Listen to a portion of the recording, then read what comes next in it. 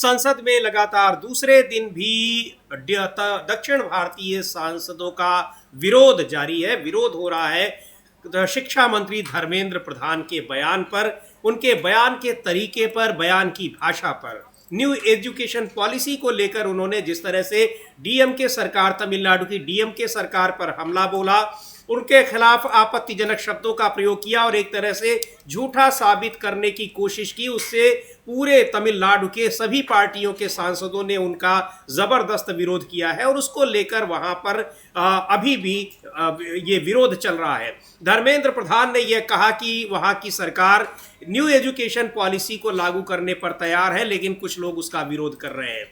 कई सारी चीजें उन्होंने कही। एक बार सुनते हैं कि किस तरह से उनकी भाषा पर आपत्ति जताई गई है। हालांकि अपने बयानों के लिए उन्होंने खेद जताया है, लेकिन धर्मेंद्र प्रधान के बयान को लेकर अब तमिलनाडु के सांसदों में नाराजगी है।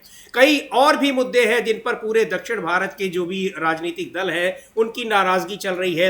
डिलिमिटेशन के मुद्दे पर जबरदस्त आशंकाएं हैं दक्षिण भारतीय राज्यों में, उनको लेकर यहां पर चर्चा की मांग की जा रही है। नोटिस दिया जा रहा है, लेकिन उस पर चर्चा की मांग की सुनवाई नहीं हो रही है, उस पर सुनवाई चर्चा के लिए उसकी मांग मंजूर नहीं की जा रही है।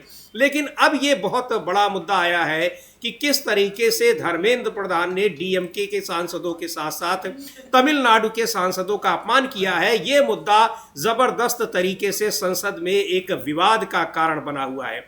अमलेंदु जी, अगर बात करें कि क्या कहा है धर्मेंद्र प्रधान ने और किस बात को लेकर, क्योंकि कई बताया जा रहा है कि बहुत सारे उन्होंने आपत्तिजनक शब्दों का इस्तेमाल किया है पूरे के पूरे वहां पर डीएमके के सांसदों के लिए, लेकिन इस मुद्दे पर तमिलनाडु की जितनी भी राजनीतिक पार्टियां हैं, वहां की डीएमके भी और विरोधी पार्टियां भी, वो सारी इस मामले में एक साथ दिखाई पड़ रही है। असल में समीर जी, ये एक सोची समझी रणनीति के तहत ये अपशब्दों का इस्तेमाल किया गया और तमिलनाडु के मुख्यमंत्री और तमिलनाडु के सांसदों के लिए असभ्य शब्द का इस्तेमाल किया, अनसिविलाइज्ड शब्द का इस्तेमाल किया और उसको लेकर काफ़ी ज़्यादा विवाद हुआ। ये असल में एक सोची समझी रणनीति भारतीय जनता पार्टी की है कि उत्तर और दक्षिण के बीच में विभेद पैदा किया जाए, ताकि उत्तर भारत को जो है यहाँ तुष्टीकरण किया जाए। ये बताया जाए कि देखो, भारतीय जनता पार्टी तो उत्तर भारत की पार्टी है और दक्षिण वाले भारतीय जनता पार्टी का विरोध कर रहे हैं, क्योंकि उनका प्रभाव वहां बढ़ ही नहीं पा रहा है। तमाम कोशिशों के बावजूद तमिल काशी संगमम किया जा रहा है पिछले कई सालों से, लेकिन फिर भी वहां पर कुछ नहीं मिल रहा। तो अब ये लग रहा है कि अगर खाई बढ़ाई जाए, चौड़ी की जाए, उससे फायदा होगा, शायद ध्रुवीकरण होगा उत्तर भारतीय राज्यों की तरफ। हाँ, बांटो और राज करो, डिवाइडर इन चीफ प्रधानमंत्री को ऐसे नहीं लिख दिया था एक विदेशी पत्रिका ने, अमेरिकी पत्रिका ने। तो ये बांटो और राज करो की नीति जो है, तो ये पूरे समाज को जिस तरीके से भारतीय जनता पार्टी बांटने की नीति पर चलती है, उसी के तहत धर्मेंद्र प्रधान का ये वक्तव्य था। हालांकि बाद में उन्होंने उसके लिए माफी मांगी, लेकिन और ये 70 सालों में समीर जी पहली बार इस सरकार में बहुत कुछ चीजें होती है, केंद्रीय मंत्री के बयान जो है वो संसद की कार्रवाई से निकाले गए जी। ये इस तरह की चीजें, और इसने पूरी तरीके से समीर जी सिर्फ दक्षिण भारत के दलों को नहीं, बल्कि पूरे जो नॉन हिंदी स्पीकिंग स्टेट्स हैं जी, सबको एकजुट कर दिया। यानी कि टीएमसी से लेकर और माकपा भाकपा से लेकर और कांग्रेस से लेकर दक्षिण के तमाम दल जो हैं वो इस मसले पर धर्मेंद्र प्रधान के खिलाफ और मोदी सरकार के खिलाफ खड़े हुए नजर आए। और जैसे ही हंगामा बढ़ा, मोदी जी जो है वो मॉरिशस के लिए निकल लिए 2 दिन की यात्रा। जी बिल्कुल, प्रधानमंत्री नरेंद्र मोदी 2 दिन की मॉरिशस यात्रा पर निकल लिए हैं। अभी कुछ दिन पहले ही वो विदेश यात्रा से लौटे हैं, उसके बाद उनका गुजरात का दौरा रहा है। तमाम मुद्दों पर संसद में चर्चा की मांग हो रही है। अमेरिका जिस तरह से टैरिफ को लेकर भारत पर दबाव डाल रहा है और कह रहा है कि हमारे दबाव में भारत झुक गया है, उसने अपने फैसले को बदल दिया है, अपनी फॉरेन पॉलिसी को बदल दिया है, इस तरह की बातें कर रहा है, उसका कोई जवाब नहीं दिया जा रहा है। और ये भी चीज है कि अमलेंदु जी, जो आप कह रहे हैं कि सोची समझी रणनीति है, तो मुद्दों से भटकाने की भी कोशिशें हो रही हैं। उनमें भी धर्मेंद्र प्रधान का ये बयान महत्वपूर्ण माना जा सकता है, क्योंकि बहुत सारी कोशिशें इस तरह की हो रही हैं, चाहे कल भूपेश बघेल के यहाँ ईडी की छापेमारी हो या फिर बहुत सारे ऐसे मुद्दे ले आना जिनका कोई मतलब नहीं है इस समय, और जरूरी मुद्दे जो संसद में उठाए जाने हैं उन पर चर्चा न होने पाए। और चुनाव आयोग किस तरह से घिरा हुआ है उसको लेकर, चुनाव में जो वोटर लिस्ट है उसमें गड़बड़ियों की बड़े पैमाने पर जो शिकायतें हैं उस पर चर्चा की मांग की जा रही है। कल राहुल गांधी ने भी लोकसभा में कहा, उन सारे मुद्दों पर चर्चा नहीं हो रही है। लेकिन ऐसे मुद्दे उठाए जा रहे हैं जिन पर विवाद बढ़ता चला जा रहा है। लेकिन धर्मेंद्र प्रधान का ये बयान, उन्होंने उस पर माफ़ी ज़रूर मांगी है, लेकिन उसको लेकर विपक्षी जो सदस्य है, सांसद है, विपक्षी पार्टियां हैं, ज़बरदस्त नाराज़गी है। केवल ऐसा नहीं कि दक्षिण भारत के ही राज्य, बल्कि दूसरे राज्यों की भी पार्टियां हैं, वो भी इसमें डीएमके के साथ खड़ी हैं। और तृणमूल कांग्रेस के सांसद हैं कल्याण बनर्जी, उन्होंने भी इस मामले में धर्मेंद्र प्रधान की आलोचना की है, उनकी भाषा की आलोचना की है कि एक केंद्रीय मंत्री को इस तरह की भाषा का इस्तेमाल नहीं करना चाहिए। सुनते हैं क्या कहा है कल्याण बनर्जी ने। कई सारे नेताओं के इस पर बयान आए हुए हैं, माफी मांगने के बावजूद धर्मेंद्र प्रधान घिरे हुए हैं, क्योंकि जिस तरीके से उन्होंने कल संसद में ये बातें कही हैं, एक तरह से वो आरोप उन्होंने लगाए जो उन चीजों का आरोप लगाया जो किसी ने कहा ही नहीं था। तो डीएमके के मुख्यमंत्री के ऊपर आरोप लगा रहे थे। बहरहाल उसकी भी बात करते हैं, लेकिन सुनते हैं कि टीएमसी सांसद कल्याण बनर्जी क्या कह रहे हैं धर्मेंद्र प्रधान के बयान को लेकर। कल्याण बनर्जी कह रहे हैं धर्मेंद्र प्रधान के बयान को लेकर नाराजगी दिखाई पड़ रही है, और जो अमलेंदु जी कह रहे हैं कि मंत्रियों के बयानों को निकाला जा रहा है संसद की कार्यवाही से, ये कितनी गंभीर बात है कि मंत्री इस तरह के बयान दे रहे हैं कि वो कार्यवाही लायक नहीं है, प्रोसीडिंग लायक नहीं है। हालांकि इसके पहले भी बहुत सारे ऐसे बयान दिए गए, लेकिन धर्मेंद्र प्रधान के इस बयान को निकाला गया है। लेकिन इस तरह से बहुत से काम हो रहे हैं जो 70 साल में नहीं हुआ या हुआ का मुहावरा दिया जाता है।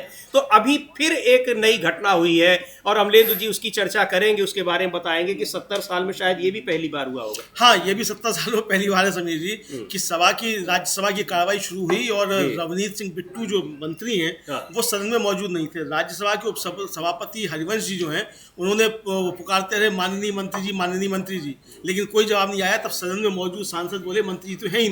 इस पर जो थे वो राज्यसभा में नेता प्रतिपक्ष खड़गे जी हैं, वो उठ के खड़े हुए और उन्होंने कहा कि जेपी नड्डा जी कल कह रहे थे कि विपक्ष के सारे नेताओं को रूल्स ऑफ प्रोसीजर्स की ट्रेनिंग देनी चाहिए।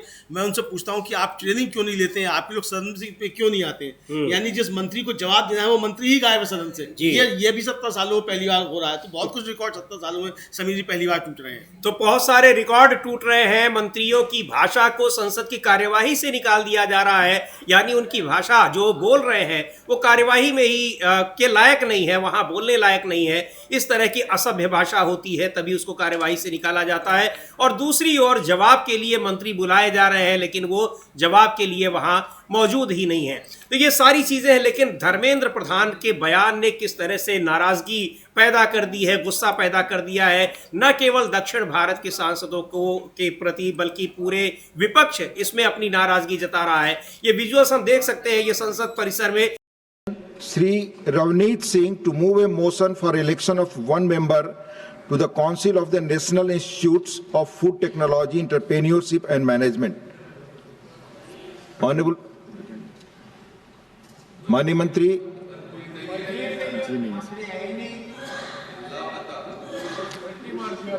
Mani Mantri,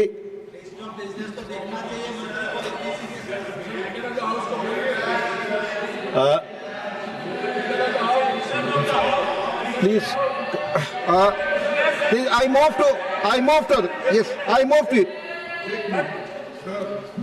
हमको रूल्स ऑफ प्रोसीजर का ट्रेनिंग देने वाले नड्डा साहब को मैं ये पूछ रहा हूँ, Mic is already on, please. Rules of procedure का अपोजिशन लीडर को और सारे मेंबर्स को एक ट्रेनिंग देना चाहिए, उन्होंने कल कहा।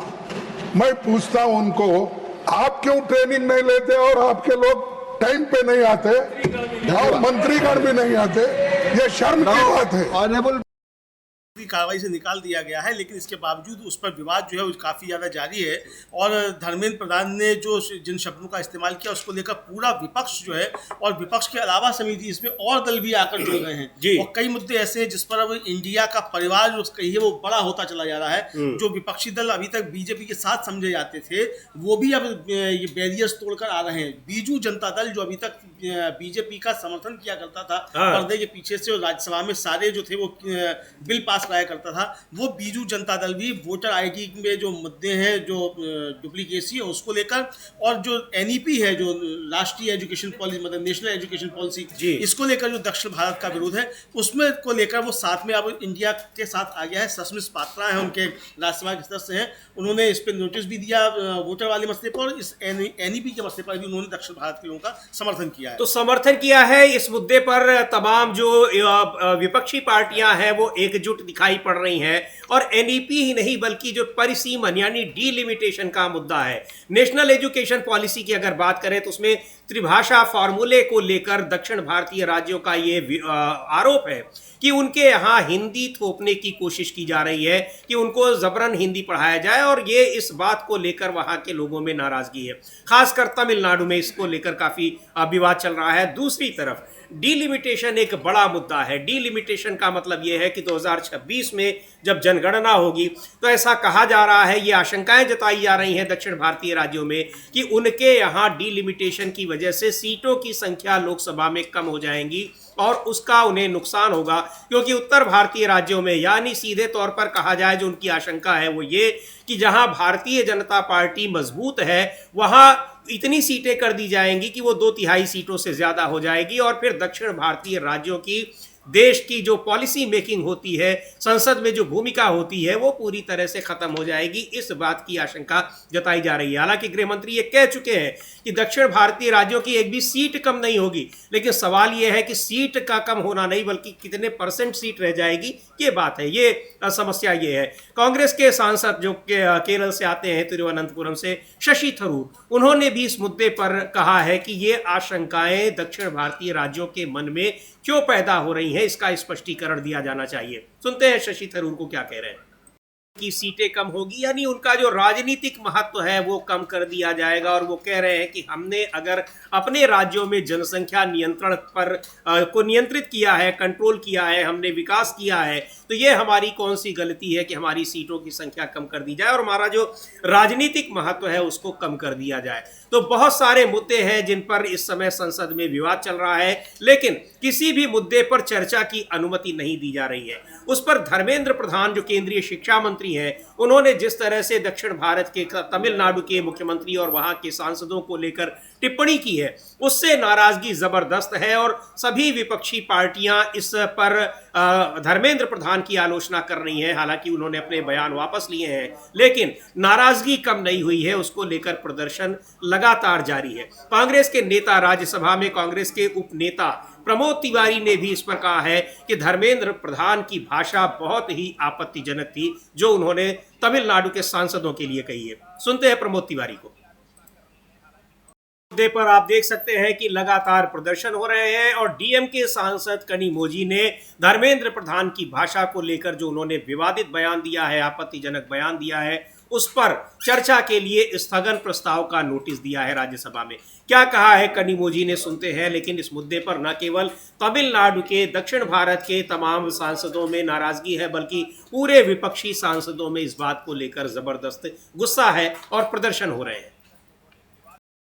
ये कह रही है कनिमोझी, और उस जो वास्तव में धर्मेंद्र प्रधान, उस समय भी बड़ा विरोध हुआ, आपत्ति जताई गई, लेकिन अब ये मुद्दा तूल पकड़ चुका है। जबरदस्त नाराजगी है कि किस तरह से एक पूरे राज्य के सांसदों के बारे में किस तरह की भाषा बोल रहे हैं धर्मेंद्र प्रधान। अब उस पर स्थगन प्रस्ताव का नोटिस दिया गया है, और इस मुद्दे पर अब एक नया मुद्दा कह लीजिए कि आ गया है जिस पर सरकार गिरी हुई है। तमाम मुद्दे पहले से ही आ रहे हैं, चर्चा का नोटिस दिया जा रहा है, लेकिन कोई चर्चा उन पर किसी मुद्दे पर नहीं हो रही है। मंत्री, यहाँ तक ऐसा है कि मंत्री जो है वो चर्चा जो सवाल पहले से ही तय है उनके जवाब देने के लिए भी नहीं आ रहे हैं। तो ये अजीबोगरीब स्थिति संसद में चल रही है, लेकिन इन सब के बावजूद महत्वपूर्ण मुद्दों पर चर्चा के लिए न तो लोकसभा में स्पीकर उसकी अनुमति दे रहे हैं और न ही राज्यसभा में उसकी अनुमति दी जा रही है। हाँ बिल्कुल, समझिए अनुमति नहीं दी जा रही है, चर्चा नहीं हो रही है, और महत्वपूर्ण मुद्दे जो है उन पर भी चर्चा नहीं हो रही है। बीजू जनता दल के जो सांसद हैं सस्मित पात्रा जी, उन्होंने बताया है कि वो आज चुनाव आयोग से 3:30 बजे जाकर मिलेंगे। कल राहुल गांधी ने और टीएमसी ने इस मुद्दे को उठाया था और इसका पूरे विपक्ष का था वो समर्थन मिला था। अब इस पर जो बीजेडी जो अभी तक बाहर समझी जाती थी वो भी साथ में है और उन्होंने भी सस्मित पात्रा ने भी राज्यसभा में नोटिस दिया था इस मसले पर वोटिंग कराने चर्चा के लिए वोटर लिस्ट का जो मसला था। आज 3:30 बजे बीजू जनता दल का एक प्रतिनिधिमंडल चुनाव आयोग से आकर मिलेगा, उनकी बाइट भी हम लोग सुन सकते हैं कि सस्मित पात्रा क्या रहे हैं इस मसले को लेकर। उनका भी समर्थन जो है इंडिया के साथ आ गया है। तो बीजू जनता दल जो यानी एक तरह से एनडीए में रहा भी है और एनडीए का सहयोगी भी रहा है एनडीए से अलग होने के बावजूद, लेकिन इस मुद्दे पर उड़ीसा में लंबे समय तक सरकार रही बीजू जनता दल की और नवीन पटनायक मुख्यमंत्री रहे, पर चुनाव आयोग को जिस तरह से लगातार वो भी घेर रहा है, मतदाता सूचियों में गड़बड़ी और बड़े पैमाने पर जो गड़बड़ी की गई है, जो आरोप लग रहे हैं, उनमें बीजू जनता दल का भी आरोप है। तथ्यों के साथ उन्होंने भी चुनाव आयोग में अपनी शिकायत दर्ज कराई है।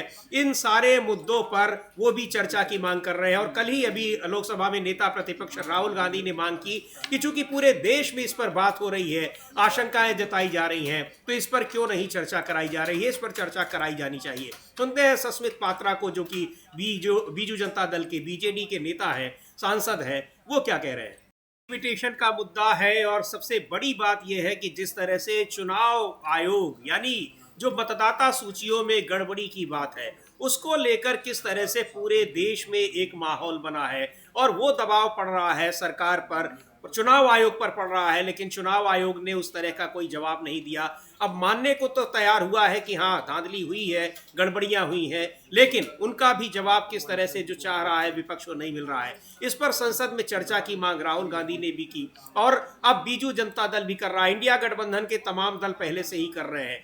तो ये एक बड़ा मुद्दा बन चुका है, यानी चुनाव आयोग किस तरीके से जो पूरी चुनावी प्रक्रिया को प्रभावित करने के आरोप उस पर लग रहे हैं, भारतीय जनता पार्टी के पक्ष में काम करने के आरोप लग रहे हैं, उस पर घिरा नजर आ रहा है। उस पर अब संसद में चर्चा की मांग जोर पकड़ रही है और इधर बीच डीलिमिटेशन, ये दोनों मुद्दे अमलेंदु जी इस तरह के हैं जो दिखा रहे हैं कि कैसे ये सारी चीजें जो पूरी हो रही हैं, जो विपक्ष आरोप लगा रहा है कि भारतीय जनता पार्टी के पक्ष में, तो अगर डीलिमिटेशन की आशंकाएं ये है दक्षिण भारत के राज्यों में 6-7 राज्य वहां पर जो है वो सभी की आशंकाएं हैं कि उनके ही सीटें कम की जा रही हैं लोकसभा में।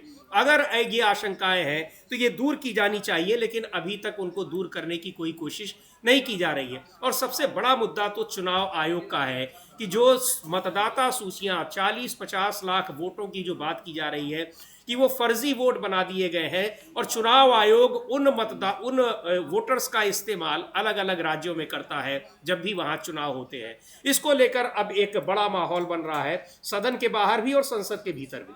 सदन के बाहर भी और संसद के भीतर भी। और समीर जी जो कांग्रेस सेवा दल है जी, उसने एक मीडिया आउटलेट की खबर जो है वो पोस्ट की है और उसमें उसका कहना है कि उत्तर प्रदेश निकाय चुनावों में एक अजीबोगरीब मतदाता सूची सामने आई है। मतदाता सूची में वाराणसी के एक आदमी के 48 बच्चे पाए गए। जी, सब बच्चों के बहुत वायरल हो रही है लिस्ट।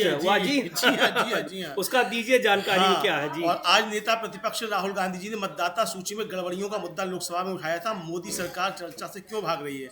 मसला ये है कि निकाय चुनाव में वाराणसी में एक लिस्ट आई है, उसमें 48 बच्चे जो है एक ही के हैं और जो सोशल मीडिया पे काफी वायरल हो रही है। और 48 बच्चों के नाम, पिता के नाम जो है एक ही है जी। तो ये किस तरीके से घपला हो रहा है, तो वोटर लिस्टों को लेकर ये बढ़ता जा रहा है। और एक साल एक ही जन्मतिथि 13-14 बच्चों की लिखी हुई है, लोगों की लिखी हुई है। लिखी हुई है। हालांकि वो एक खुशबू पांडे हैं, क्या उनका जारी काफी वायरल हो रहा था। उनके 23 बच्चे हैं, 48 साल की हैं, वो 23 साल के बच्चे हैं। वो तो ठीक है, मसला था, वो चीजें सामने आई। लेकिन ये एक ही व्यक्ति के 48 बच्चे जो हैं ये वोटर लिस्ट में, और एक ही तारीख को 14 बच्चे जो पैदा होगा, ये कैसे हो गया कमाल? ये चुनाव आयोग कर सकता है। तो राहुल गांधी इसी मसले को सदन में उठा रहे थे। हम कहेंगे कि कांग्रेस सेवा दल का ट्वीट दिखाया जा सकता है तो उसको दिखाया जाए कि वो क्या ट्वीट कांग्रेस सेवा दल ने किया है। समीर जी बिल्कुल, कांग्रेस सेवा दल के उस ट्वीट को भी देखेंगे जिसमें मतदाता सूचियों में, और ये एक घटना है, इस तरह के सैकड़ों उदाहरण दिए गए हैं। अमलेंदु जी और राहुल गांधी ने ही कहा था कि महाराष्ट्र में किस तरह से एक बिल्डिंग में 7,000 8,000 वोटर्स वहां पर जोड़ दिए गए।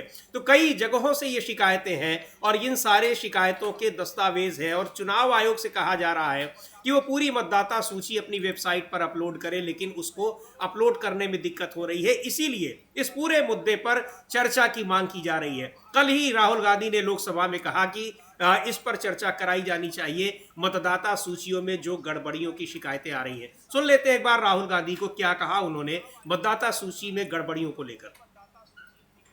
कि वोटर लिस्ट में धांधली की शिकायतें आ रही हैं, खास तौर पर उन राज्यों में जहां गैर बीजेपी शासित राज्य है और जहां अभी सरकारें बनी है। महाराष्ट्र की शिकायत पहुंची हुई है, हरियाणा की पहुंची हुई है चुनाव आयोग के पास, इसके अलावा दूसरे राज्यों की भी पहुंची है, दिल्ली की शिकायत पहुंची हुई है, लेकिन चुनाव आयोग की तरफ से इस पर कोई संज्ञान नहीं लिया गया।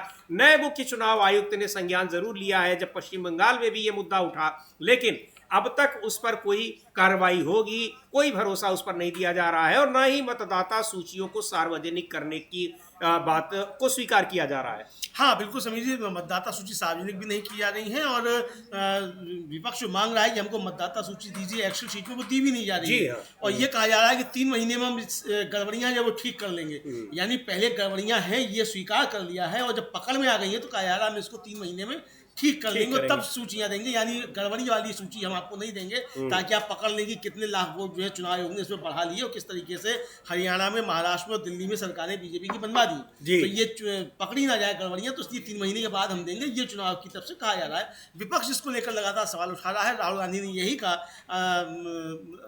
स्पीकर से कि भाई आप इस पे चर्चा तो कराइए, ठीक है, आपने कहा हम बिल्कुल मानते हैं कि सरकार वोटर लिस्ट नहीं बनाती है, लेकिन चर्चा से आप क्यों भाग रहे हैं? और जो सवालों के जवाब समीर जी सरकार की तरफ से आने चाहिए थे या चुनाव आयोग का जिस विभाग के अंतर्गत आता उसका मंत्री जवाब देता, वहां से जवाब ना आकर सवाल जो पूछे जा रहे हैं वो पूछे जा रहे हैं ओम बिरला की तरफ से जो स्पीकर है। तो यानी सरकार की ढाल बनकर जो है आप वहां बैठे हुए हो, आप जो सरकार का एक तरह से कहा पक्ष वहां रख रहे हैं, तो वे सीधे सीधे कहिए ना कि आप भी सरकार के मंत्री है, लोकसभा अध्यक्ष को भी सरकार के मंत्री में गिन लिया जाया करे आगे से, ऐसा कहिए फिर तो ठीक रहेगा। फिर तो कम से कम एक पर्दा जो पड़ा हुआ है निष्पक्षता का वो तो हटे।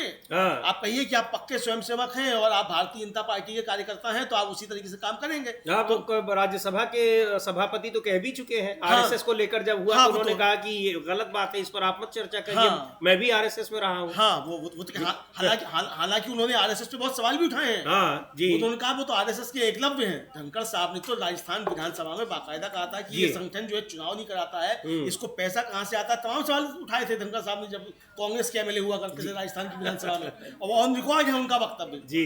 तो मुझे लगता है कि जब वो आरएसएस पे बात किया करें तो विपक्षी लोग जो है वो तुरंत राजस्थान की विधानसभा की कार्रवाई का वो अंश पढ़ के धनखड़ साहब को सुनवा दिया करें। बिल्कुल वैसे ही जैसे कपिल मिश्रा जो दिल्ली के मंत्री हैं, ये जब आम आदमी पार्टी के मंत्री होते थे तब उनके जो बयान तमाम वायरल हो रहे हैं। जी बिल्कुल यही सब जो है समझ में आ रहा है। तो यानी अब समीर जी ये मामला जो है बढ़ता जा रहा है और चुनाव आयोग की गड़बड़ियों को लेकर ये है काफी ज्यादा चीजें आ रही हैं। और जो वाराणसी का मसला सामने आया है ये तो काफी ज्यादा मतलब बड़ा क्योटो का मसला है, प्रधानमंत्री का निर्वाचन क्षेत्र है, तो प्रधानमंत्री नरेंद्र मोदी जो वाराणसी से 1.5 लाख वोटों से जीते हैं समीर जी, क्या इसी तरीके से जीते? हम ये भी सवाल उठ रहे हैं जी इसको लेकर। बिल्कुल इस तरह के सवाल उठ रहे हैं और ये कहा जा रहा है कि सभी राज्यों से ऐसी शिकायतें आ रही हैं, ऐसा नहीं कि केवल एक राज्य में। और जहां चुनाव हुए वहां चुनाव से पहले भी ये शिकायतें आ रही थी, चुनाव होने के बाद जब बीजेपी यहाँ जीती या बीजेपी गठबंधन जीता उसके बाद सरकार बनाई तब भी वो शिकायतें जारी हैं।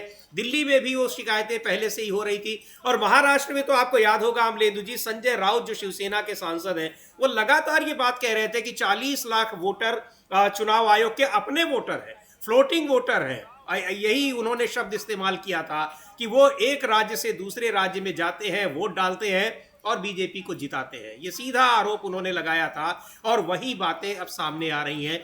बनारस की जो घटना है, जो बनारस का जिक्र जो अमलेंदु जी कर रहे हैं कि वहां पर एक ही व्यक्ति के नाम पर एक फादर, उनके कितने बेटे हैं, 40-42 बेटे हैं, वो एक ही जगह पर इतने लोगों की सूची ये बनी हुई है। ये हम जो कांग्रेस सेवा दल है उसका ये ट्वीट है जिसमें उन्होंने एक खबर का लिंक लगाते हुए ये लिखा हुआ है कि उत्तर प्रदेश में किस तरीके से मतदाता सूचियां बनी हुई हैं वो हम देख सकते हैं। ये सारी शिकायतें तमाम राज्यों से हैं, लेकिन इसको लेकर कोई सुनवाई अब तक नहीं हो रही है। अब उस पर चर्चा की मांग जोर पकड़ रही है।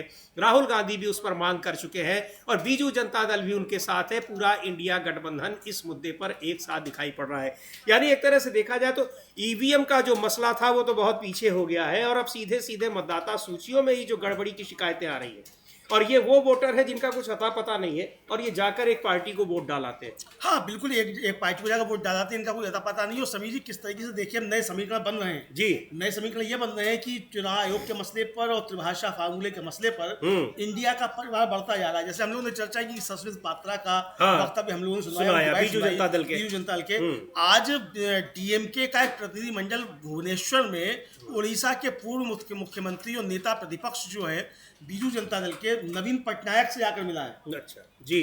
तो ये एक नए डेवलपमेंट जो हो रहे हैं कि यानी चुनाव के मसले पर, वोटर लिस्ट की गड़बड़ियों के मसले पर किस तरीके से बढ़ता जा रहा है, यानी इंडिया का परिवार इस मसले पर बढ़ता जा रहा है और सरकार जो है Bharatiya Janata party voter list के मसले पर बुरी तरीके से घिरती चली जा रही है। वो विजुअल्स हम लोगों के पास है, वो जो मुलाकात के उसमें दयानिधि मारन जो है वो जाकर मिले हैं उन प्रतिनिधिमंडल के साथ में भी, उनसे नवीन पटनायक से। हम अपनी टीम से कहेंगे कि वो उनके पास हो तो उसको दिखा सकते हैं। तो जी बिल्कुल, उसको दिखाते हैं कि नवीन पटनायक ने से मुलाकात की है डीएमके के सांसदों ने और बीजू जनता दल किस तरीके से एनईपी के मुद्दे पर, डीलिमिटेशन के मुद्दे पर डीएमके के साथ खड़ा है और डीएमके के सांसद इस मुद्दे पर, यानी जो चुनाव में धांधली का मुद्दा है, मतदाता सूचियों में धांधली का मुद्दा है, उस पर एक साथ दिखाई पड़ रहे हैं। तो इंडिया गठबंधन के जितने भी दल हैं, घटक दल हैं, वो सारे इस मुद्दे पर एकजुट हैं और चुनाव आयोग का ये मसला, ये तस्वीरें देख सकते हैं कि दयानिधि मारन के साथ किस तरह से डीएमके का प्रतिनिधिमंडल वो नवीन पटनायक से मुलाकात करने गया है और अपना समर्थन जताने के लिए गया है। एक बड़ा डेवलपमेंट है अमलेंदु जी, क्योंकि जब से उड़ीसा में भारतीय जनता पार्टी की सरकार बनी है, कहा जा रहा है कि उसी तरह से वो बीजेडी की गलतियों की वजह से बनी है जिस तरह से एनडीए के दूसरे सहयोगियों के साथ भारतीय जनता पार्टी ने किया। अब बीजेडी को समझ में तो आई है बातें, लेकिन देर भले हुई है, लेकिन इसका एक दूरगामी प्रभाव पड़ता दिखाई पड़ रहा है। बिल्कुल समीर जी, इसका दूरगामी प्रभाव पड़ता दिखाई पड़ रहा है और ये मसला केवल समीर जी दक्षिण भारत के राज्यों तक नहीं रहेगा जी, ये पूर्वोत्तर के राज्यों में और पूर्व के जो राज्य हैं वहां भी जाएगा, क्योंकि वहां भी जो है डिलिमिटेशन से सीटें कम होंगी। हाँ। पूर्वोत्तर में सीटें कम हो जाएंगी, बंगाल में कम हो जाएंगी, उड़ीसा में कम हो जाएंगी जी, दक्षिण में तो कम होंगी और बढ़ेंगी किधर की, उत्तर प्रदेश की और मध्य प्रदेश की और राजस्थान की, यानी बीजेपी को जहां फायदा हो उसकी सीटें बढ़ेंगी। तो ये मसला बड़ा होता चला जा रहा है और वोटर लिस्टों में गड़बड़ियों का मसला भी काफी बड़ा होता जा रहा है। यानी सारे ये मुद्दे समीर जी कहा जाए, भारतीय जनता पार्टी ने नए मुद्दे विपक्ष को दे दिए हैं एकजुट होने के लिए और एक बड़ा मोर्चा जो है इंडिया का परिवार बड़ा करने के मुद्दे खुद भारतीय जनता पार्टी ने दे दिए। और जिस तरीके से अमेरिका यहाँ पर भारत पर कह रहा है कि हम दबाव डाल रहे हैं, प्रधानमंत्री की मजबूती, प्रधानमंत्री को बहुत सारे उनके लिए मुहावरों का इस्तेमाल किया जाता है कि कितने मजबूत प्रधानमंत्री हैं, पूरी दुनिया में डंका बज रहा है प्रधानमंत्री की वजह से। अमेरिका खुली चुनौती दे रहा है, धमकियां दे रहा है, इंसल्ट कर रहा है, बेइज्जती कर रहा है और ये तक कह रहा है, बिल्कुल हमारी संप्रभुता पर वो प्रहार कर रहा है कि हमने भारत पर दबाव डाला, भारत को एक्सपोज किया, लेकिन भारत की ओर से कोई जवाब नहीं मिल रहा है और प्रधानमंत्री अब एक बार फिर विदेश यात्रा पर। हाँ, प्रधानमंत्री एक बार फिर विदेश यात्रा पर हैं और इसको लेकर मनीष तिवारी ने आज स्थगन प्रस्ताव भी दिया है लोकसभा में कि जो टैरिफ में कटौती की गई है वो किस तरीके से टैरिफ में कटौती की गई है, इसको प्रस्ताव दिया है, स्थगन प्रस्ताव। उस पर चर्चा होती नहीं होती भी देखा जाए, चर्चा तो खैर नहीं होगी, हम लोग समझते हैं कि चर्चा नहीं होगी। कितने स्थगन प्रस्ताव 2 दिन के भीतर दे दिए गए। पिछली जो इसी बजट सत्र का जो पिछला हिस्सा था, पहला हिस्सा, उसमें दिया गया, चर्चा किसी पर नहीं हो रही है। लेकिन सुनते हैं एक बार मनीष तिवारी को क्या कह रहे हैं कि इस मुद्दे पर क्यों चर्चा होनी चाहिए। पहले सदन सत्र शुरू होने से पहले भी कांग्रेस पार्टी ने इस पर चर्चा की मांग की थी, नोटिस दिया गया है, लेकिन चर्चा हो नहीं रही है। सुन लेते हैं मनीष तिवारी को, कांग्रेस के सांसद क्या कह रहे हैं। नहीं जवाब दे रहे हैं अमेरिका के राष्ट्रपति डोनाल्ड ट्रंप, जिस तरह से भारत विरोधी बयान दे रहे हैं, भारत विरोधी काम कर रहे हैं और भारत की इंसल्ट करने वाले तमाम वहां पर बयान दिए जा रहे हैं, कार्रवाइयां की जा रही हैं, उस पर भारत सरकार की खामोशी बनी हुई है। प्रधानमंत्री सदन में नहीं आ रहे हैं और सदन तो छोड़िए, अब तो देश से भी बाहर चले गए हैं, विदेश यात्रा पर, मॉरिशस की यात्रा पर पहुंच गए हैं 2 दिन के लिए। उसके बाद अब आते हैं सदन में, जवाब देते हैं, इस मुद्दे पर नहीं देते हैं, चर्चा होती है नहीं। अभी तो बड़ा सवाल यही है कि इस पर चर्चा की अनुमति मिलेगी कि नहीं मिलेगी। बहुत सारे कई मुद्दे हैं, जरूरी मुद्दे हैं जिन पर विपक्ष चर्चा की मांग कर रहा है, लेकिन चर्चा उन पर मंजूरी नहीं मिल रही है। अब एक और नया मुद्दा आया हुआ है, जिस तरीके से कि पूरी दुनिया में भारत के बारे में किस तरह का परसेप्शन बन रहा है। अमेरिका जो कर रहा है, भारत के नागरिकों को जिस तरीके से उसने भेजा है, दुनिया के दूसरे देशों में भी अमेरिका में उसी तरह से नागरिक गए थे, लेकिन उन देशों के नागरिकों को किस तरह से भेजा गया और भारत के नागरिकों को किस तरह से भेजा गया, इसको लेकर बहुत चिंता हो रही है और पूरी दुनिया में भारत का नाम खराब हो रहा है। लेकिन नाम कई और कारणों से भी खराब हो रहा है। कांग्रेस की नेता, वहां महिला कांग्रेस की अध्यक्ष है अलका लांबा, बड़ा आरोप लगा रही हैं, प्रधानमंत्री के ऊपर आरोप लगा रही हैं। सुनते हैं क्या आरोप लगा रही हैं और मामला क्या है जिसकी वजह से वो प्रधानमंत्री को घेर रही हैं। हम एक ही सवाल पूछते हैं, प्रधानमंत्री नरेंद्र मोदी जी, महिलाओं के साथ इस देश में जघन्य अपराध लगातार बढ़ रहा है। बेटियां, महिलाएं, हमारी बहनें न्याय मांग रही हैं। क्या आप तस्वीरें जारी कर सकते हैं? जितनी तस्वीरें आपकी बालिश धनखड़ के साथ हैं, क्या उतनी मुलाकातें, उतनी तस्वीरें प्रधानमंत्री जी, राष्ट्रपति भवन हो या प्रधानमंत्री आवास हो, हमारी उन पीड़ित बेटियां जो न्याय मांग रही हैं उनके साथ आपकी इतनी तस्वीरें आप दिखा सकते हैं?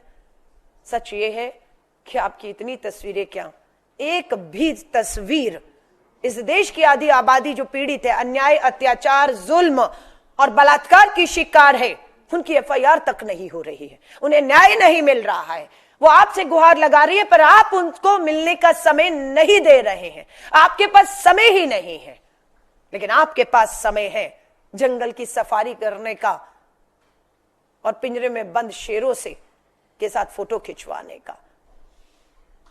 लेकिन आपके पास समय नहीं है मणिपुर के हमारी बेटियों के साथ भी वहां पर सामूहिक बलात्कार किया गया, उन्हें निर्वस्त्र करके सरेआम वो तस्वीरें शर्मसार की। प्रधानमंत्री जी, आप उस मणिपुर में भी जाकर उन आदिवासी बेटियों को भी मिलने की हिम्मत अब तक नहीं दिखा पाए। संसद सत्र चल रहा है, प्रधानमंत्री नरेंद्र मोदी जी को उम्मीद की जा रही थी कि संसद में आज बैठेंगे और महिलाओं के मुद्दों पर जो तय था कि प्रियंका गांधी जी लोकसभा में है, राहुल गांधी जी लोकसभा में है, राज्यसभा में सोनिया गांधी जी और मल्लिका अर्जुन खड़गे जी हमारी जो बाहर आवाजें उसे बुलाएंगे। लेकिन पता लगता है कि प्रधानमंत्री जी मणिपुर की बात छोड़िए, संसद में आने की बात छोड़िए, आज मॉरिशस घूमने निकल गए हैं। उन्हें मणिपुर में जाना चाहिए था या मॉरिशस की यात्रा में बीच संसद सत्र छोड़कर जाना चाहिए था।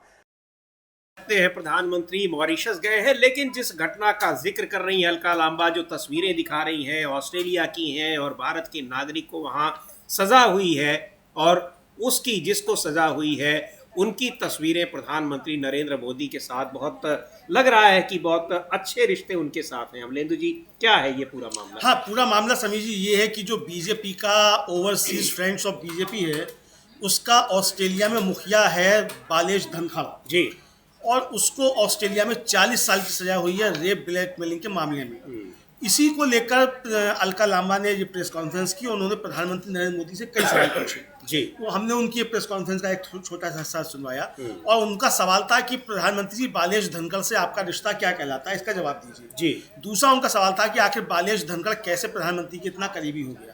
तीसरा उनका सवाल था कि क्या पीएमओ को बालेश धनखड़ के कुकर्म की जानकारी नहीं थी। और चौथा उनका सवाल था कि आज बीजेपी नरेंद्र मोदी इस मामले पर चुप्पी क्यों साधे हुए हैं।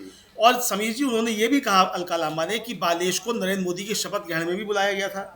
बालेश धनखड़ ने नरेंद्र मोदी से पीएमओ और उनके आवास पर भी कई मुलाकातें की। यही नहीं, बीजेपी के कई नेताओं के साथ बालेश धनखड़ की तमाम तस्वीरें हैं।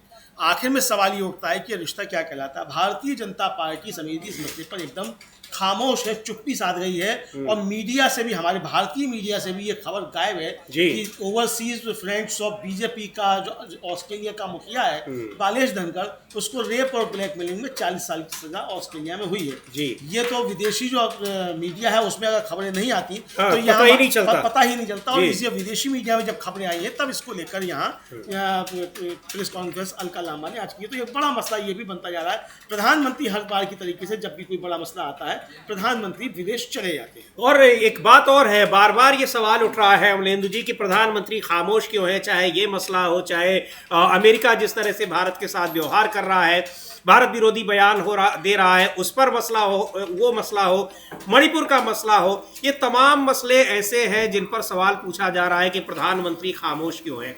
जबकि भारतीय जनता पार्टी के ये दावा करती है कि प्रधानमंत्री, यानी उनकी सबसे बड़ी उपलब्धियों में ये उपलब्धि बताती है कि प्रधानमंत्री बोलते हैं। वो पुराने प्रधानमंत्री डॉक्टर मनमोहन सिंह जो अब नहीं रहे, उन पर तंज कसा जाता है कि वो बोलते नहीं थे। तो बीजेपी के नेता कहते हैं कि हमने बोलने वाला प्रधानमंत्री दिया है, लेकिन जब ये बातें आती हैं, ये सवाल पूछे जाते हैं, तब खामोश रहते हैं। हाँ, बिल्कुल खामोश रहते हैं। और समीर जी, जिस तरीके से ये बातें आ रही हैं, इसको लेकर प्रधानमंत्री बिल्कुल खामोश हैं और पूरी भारतीय जनता पार्टी खामोश है। प्रधानमंत्री बोलने वाला जरूर है समीर जी, लेकिन जो विपक्ष आरोप लगाता है कि जो थोथा चना बाजे घना जो है वो मसला ज्यादा है प्रधानमंत्री के साथ। अब पता नहीं ये सही है कि गलत है, लेकिन विपक्ष के आरोप जो है वो यही है कि प्रधानमंत्री के साथ मसला थोथा चना बाजे घना ज्यादा है। और जब भी कोई गंभीर मसला आता है प्रधानमंत्री एकदम से खामोश हो जाते हैं, चुप्पी साध लेते हैं समीर जी। और ये एक तरीके से बड़ा मसला जो है बनता चला जा रहा है। मतलब ये कि प्रधानमंत्री बोलते तो है, लेकिन जिस पर उनको बोलना है उसी पर बोलेंगे, और आप सवाल अगर पूछेंगे तो उस पर वो कुछ नहीं बोलेंगे। और सवाल भी आप पूछेंगे तो वो वही बोलेंगे जो उनको बोलना है। नहीं, सवाल अगर आप पूछेंगे भी, सवाल आप पूछेंगे कहाँ? सवाल तो ये है, सवाल तो बड़ा ही है, सवाल आप उनसे पूछेंगे कहाँ? सदन में सवाल का जवाब नहीं है, प्रधानमंत्री को बुलाना पड़ता है, विश्वास प्रस्ताव देकर ये सदन में आप बोलने आइए, और तब भी बोलने आते हैं तो जिस मसले पर अविश्वास प्रस्ताव है उस पर बोलते नहीं है, और उस मसले पर तब बोलते हैं जब विपक्ष वॉकआउट कर जाता है। तो प्रधानमंत्री सवाल आके पूछे कहाँ जाए? 70 सालों में पहली बार है कि ऐसा प्रधानमंत्री मिला है जो बोलता बहुत ज्यादा है मगर मसलों पर नहीं बोलता है, जो सवाल पूछे जाते हैं उन पर नहीं बोलता है, सिर्फ अपने मन की बात करता है। तो ये भी इस लोकतंत्र की उपलब्धि है समीर जी।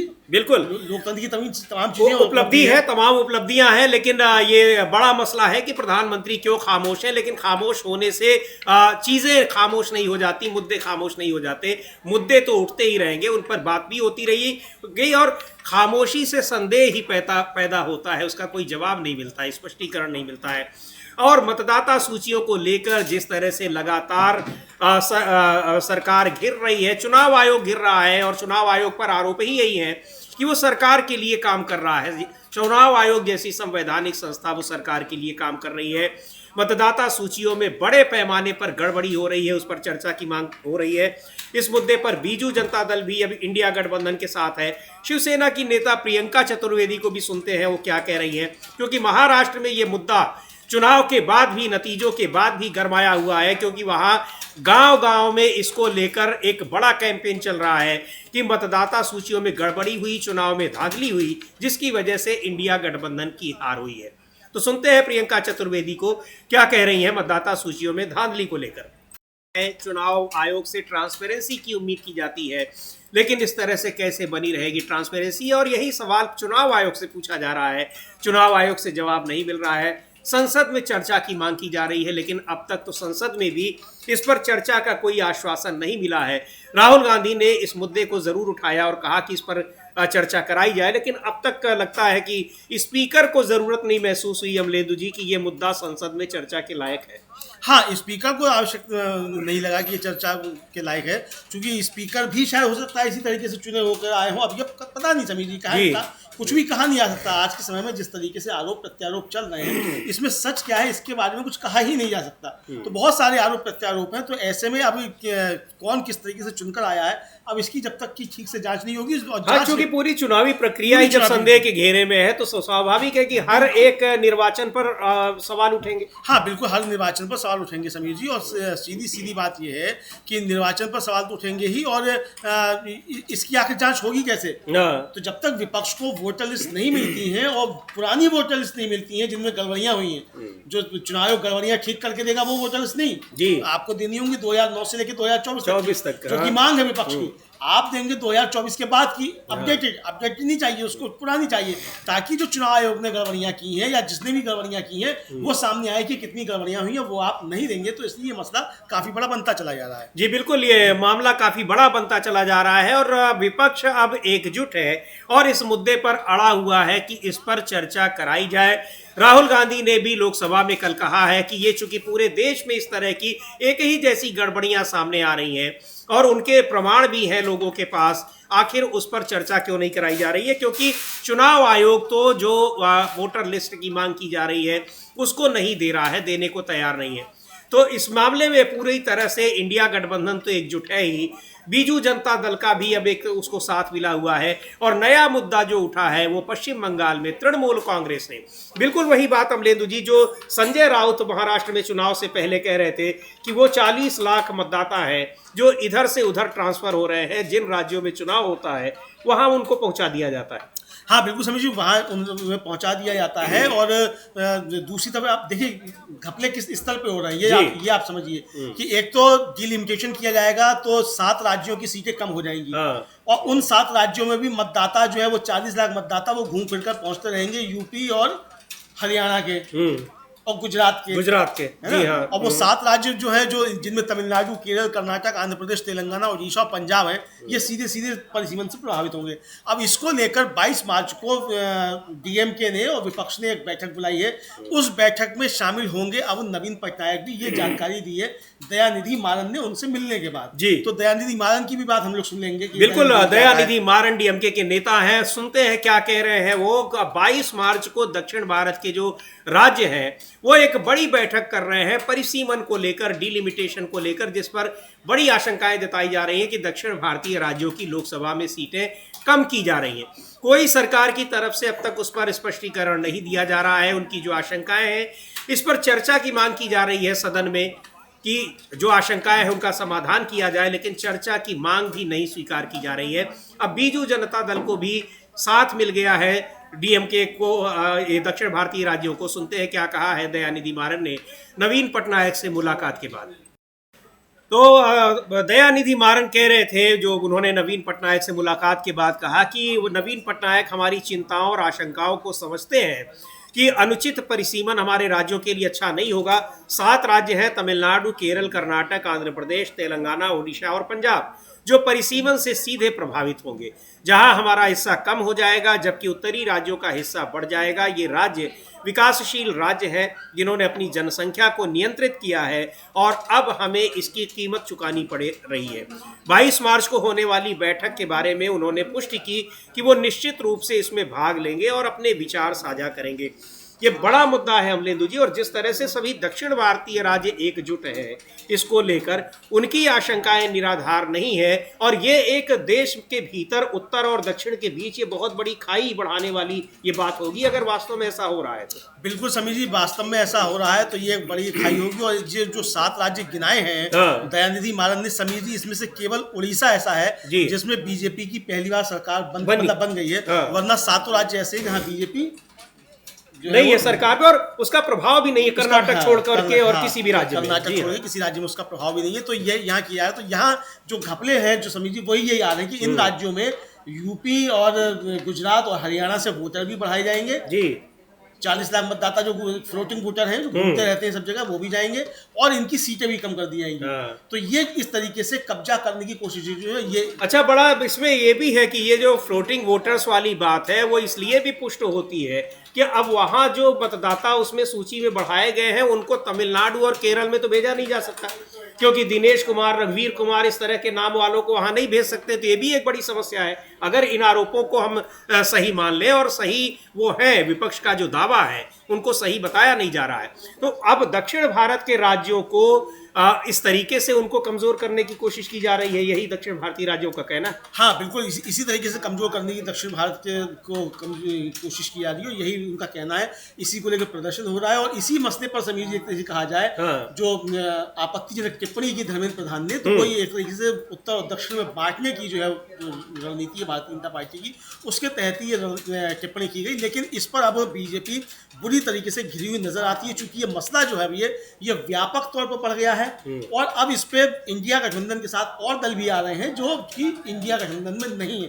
अब अगर बीजू जनता दल आता है तो बीजू जनता दल साथ में आ रहा है, जैसे कि कहा उन्होंने कि नवीन पटनायक ने कि वो आएंगे, और सस्मित पात्रा की हम लोगों ने बाइक भी सुनवाई कि वो कह रहे हैं कि आज 3:30 बजे उनका प्रतिनिधिमंडल जाकर चुनाव आयोग से मिलेगा। तो यानी ये कारवां अब इंडिया गठबंधन का बढ़ता हुआ दिखाई पड़ता है, बीजेपी जो है वो संकट में नजर आती है। तो बीजेपी संकट में नजर आ रही है और इस मुद्दे पर धर्मेंद्र प्रधान के बयान पर जिस तरीके से दक्षिण भारत के सांसदों ने, डीएम के सांसदों ने, वो लगातार प्रदर्शन कर रहे हैं संसद में। एक बार उन तस्वीरों को देखेंगे, काले कपड़े पहनकर विरोध कर रहे हैं धर्मेंद्र प्रधान के बयान का, डीलिमिटेशन को लेकर स्पष्टीकरण देने की मांग कर रहे हैं, उस पर चर्चा कराने की मांग कर रहे हैं और साथ में जो चुनावी धांधली है, वोटर लिस्ट में गड़बड़ी का मुद्दा है, उस पर भी चर्चा की मांग हो रही है। ये तस्वीरें, ये संसद भवन परिसर की तस्वीरें हैं जहां डीएम के सांसदों का प्रदर्शन हो रहा है। किस तरीके से ये मांग कर रहे हैं कि इस धर्मेंद्र प्रधान के मुद्दे पर उनको स्थगन प्रस्ताव का नोटिस दिया है कनिमोझी ने, डीएमके की सांसद ने। अब आप देख रहे हैं प्रदर्शन, लेकिन किसी भी स्थगन प्रस्ताव का नोटिस हो, चर्चा की मांग हो, स्वीकार नहीं की जा रही है, चाहे लोकसभा हो चाहे राज्यसभा हो, दोनों ही सदनों में। अमलेंदु जी, हाँ, दोनों ही सदनों में स्वीकार नहीं की जा रही है। अभी सूचना ये आ रही है कि लोकसभा में विपक्ष ने जितने भी स्थगन प्रस्ताव दिए थे सब के सब खारिज कर दिए गए हैं, तो ये देखने में आ रहा है। और इधर समीर जी, विपक्ष की तो खारिज की जा रही है और सरकार के मंत्री जो है वो जवाब देने के लिए संसद आ ही नहीं रहे। एक बार सुन लेते क्या कहा मल्लिकार्जुन खड़गे ने। बड़ा दिलचस्प वाकया हुआ, संसद में मंत्री को बुलाया गया, आवाज दी जा रही है राज्यसभा में कि मंत्री आए और जवाब दे, मंत्री वहां से गायब है। उस पर क्या चुटकी ली है मल्लिकार्जुन खड़गे ने राज्यसभा में, नेता प्रतिपक्ष, उनको सुनते हैं क्या कहा उन्होंने, और कह रहे हैं कि मंत्रियों को थोड़ा ट्रेनिंग देने की जरूरत है। मल्लिकार्जुन खड़गे को सुनते हैं। ट्रेनिंग लेने की जरूरत है। बहुत दिलचस्प वाकया है। हरिवंश जी जो सभापति की कुर्सी पर बैठे हुए थे, अमलेंदु जी, वो भी मुस्कुराने लगे, पत्रकार रहे हैं, और जाहिर सी बात है कि मुस्कुराने, मामला तो गंभीर है लेकिन हास्यास्पद भी है। और उसी पर मल्लिकार्जुन खड़गे ने भी चुटकी ली है कि आप हमको कह रहे हो कि ट्रेनिंग लें, जो उन्होंने कि 40 साल से ज्यादा अपना सदन में गुजार दिए हैं, और यहाँ मंत्री गायब हो रहे हैं, उनको बुलाया जा रहा है तो वो वहां पर मौजूद ही नहीं है। हाँ बिल्कुल समीर जी, ये बड़ा दिलचस्प वाकया है। 70 सालों में बहुत कुछ पहली बार हो रहा है, तो ये भी 70 सालों में पहली बार हो रहा है कि मंत्री को उत्तर देना है और मंत्री सदन से गायब है, और जबकि उसी सदन का सदस्य भी है मंत्री। हाँ, राज्यसभा में ही और ऐसा भी नहीं है कि वो लोकसभा में का सदस्य हो, राज्यसभा का ही सदस्य है और राज्यसभा में ही उसको उत्तर देने का दिन है, तो जाहिर सी बात है कि तैयारी पहले से होनी चाहिए मंत्री की। मंत्री गायब है, तो यही कहा कल खड़गे जी ने कि कल तो जो है वो ज्ञान दे रहे थे जेपी नड्डा साहब की विपक्ष जो है वो नियम कानून को पहले समझे तब बहस में आया करे, तो भाई आप ट्रेनिंग क्यों नहीं लेते हैं, ये सवाल पूछा गया। तो समीर जी, बहुत कुछ 70 सालों में पहली बार हो रहा है, तो ये भी 70 सालों में पहली बार देखने को मिल रहा है कि मंत्री जो है वही सदन से गायब हो जाता है। भाई आखिर बात ये ना कि जो बड़े लोग होते हैं उनको देखकर छोटे जो है वो उसका पालन करते हैं, तो जब प्रधानमंत्री ही सदन से गायब रहते हैं, प्रधानमंत्री नहीं आते हैं, तो मंत्री क्यों आने लगेंगे जी? तो प्रेरणा तो वहीं से मिलती है ना। तो प्रधानमंत्री भी इस समय 2 दिन की विदेश यात्रा पर चले गए हैं और तमाम ऐसे मुद्दे हैं जिन पर सीधे प्रधानमंत्री से जवाब मांगा जा रहा है। कई मुद्दों पर चर्चा की मांग की जा रही है, लेकिन न तो चर्चा की अनुमति मिल रही है, प्रधानमंत्री जवाब देने के लिए है ही नहीं। विपक्ष के सवालों का सीधे कहा जाए तो कोई लोड ही नहीं लेते हैं, मतलब ही नहीं रखते हैं। सदन में रहते भी हैं तब भी कोई उनका जवाब नहीं देते हैं, और अब तो विदेश में है। लेकिन विपक्ष जिस तरह से इस मुद्दे पर न केवल एकजुट है बल्कि विपक्ष का कुनबा भी बढ़ता जा रहा है इंडिया गठबंधन का, उस पर ये तमाम मुद्दे ऐसे हैं जो सरकार के ऊपर भारी पड़ने वाले हैं। खासतौर पर दक्षिण भारत के राज्यों का जो ये भाषा का मुद्दा है और डिलिमिटेशन का मुद्दा, और दूसरी तरफ मतदाता सूचियों में धांधली का मुद्दा। चर्चा की अनुमति लगता है कि देनी पड़ेगी सरकार को, संसद में स्पीकर को और राज्यसभा में सभापति को, क्योंकि एक बड़ा मुद्दा है और लगातार इस पर चर्चा की मांग कर रहा है। और चूंकि लोकतंत्र की मजबूती और उसकी कमजोरी से जुड़ा हुआ मुद्दा है, इतना बड़ा ये मुद्दा है कि जिस पर सरकारें बननी और बिगड़नी तय होती हैं, तो इसको कैसे विपक्ष छोड़ देगा, इस मुद्दे को लेकर वो अपनी मांग जारी रखेगा, ये दिखाई पड़ रहा है।